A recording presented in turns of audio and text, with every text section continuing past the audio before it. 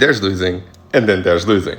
Especially when you're on record saying this. I think that's why we're doing so well, and we're going to defeat them, and Canadians will give me a mandate to take the country in a completely opposite direction. There's this concept that I absolutely love because I'm a fan of Greek mythology, which is the concept of hubris.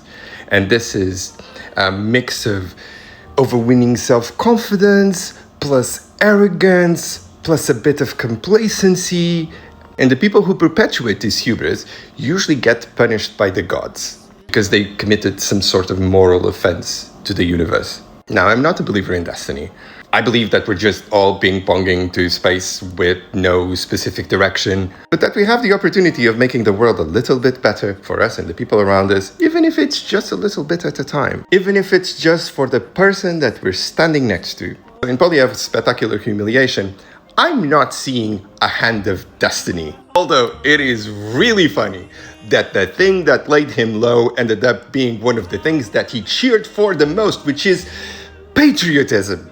What I see is an example of something that had a predicted outcome because this guy was in front in the polls and he seemed to have every single momentum behind him lose because of things that were completely out of his control.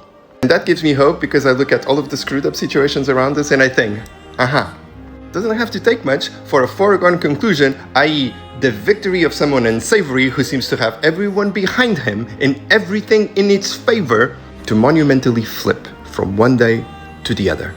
And no, this is not an endorsement of Mark Carney and of any of the systems that he upholds.